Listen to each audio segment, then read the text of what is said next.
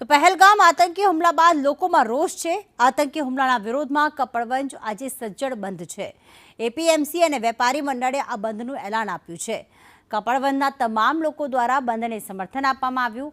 28 નાગરિકોના મોતથી લોકોમાં ભારે આક્રોશ છે અને આજે કપડવંજ બંધનું એલાન વેપારી મંડળ દ્વારા આપવામાં આવ્યું છે। એપીએમસી સહિત તમામ જે બજારો છે તે પણ બંધ છે। કપડવંજના ગાંધી સ્ટેચ્યુ ખાતે આજે સાંજે શ્રદ્ધાંજલિ અર્પણ કરવામાં આવશે। કપડવંજ ખેતીવાડી ઉત્પન્ન બજાર સમિતિ અને વેપારી મંડળ દ્વારા આ બંધનું એલાન આપવામાં આવ્યું છે। સામાજિક શૈક્ષણિક અને સેવાભાવી સંસ્થાઓના ગઢ ગણાતા કપડવંજના તમામ વર્ગનું બંધને સમર્થન। દેશદાસ ધરાવતું શહેર કપડવંજ હંમેશાથી દેશ વિરોધી કૃત્યોને સાંખી નથી લેતું।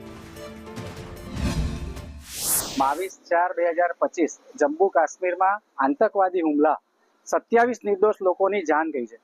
એના આક્રોશમાં કપડવંજ શહેર તમામ નાના મોટા વેપારીઓએ બંધ પાડી અને મૃતકોના પરિવારજનોને એક શ્રદ્ધાંજલિ રૂપે તેમને આજના દિવસે બંધ રાખી એક એવો સંદેશો આપવા માંગે છે કે ભાઈ ફરી આ જે લોકોએ કર્યું છે ને જે લોકો કરાવે છે એની ઉપર સખતમાં સખત કાર્યવાહી થાય। કપડવંજની જનતામાં જે આક્રોશ છે, જે ગુસ્સો છે, મૃતકો પ્રત્યેની જે સંવેદના છે એ દર્શાવવા માટે અને મૃતકોના પરિવાર પ્રત્યે સંવેદના અને એકજૂથતા દર્શાવવા માટે આજે કપડવંજના સૌ નાના મોટા વેપારી બંધુઓ, સ્વૈચ્છિક સામાજિક શૈક્ષણિક અને ધાર્મિક સંસ્થાઓ તમામે સ્વયંભૂ બંધ પાડ્યો છે અને આ ઘટનાને સખતમાં સખત શબ્દોમાં વખોડી કાઢી છે।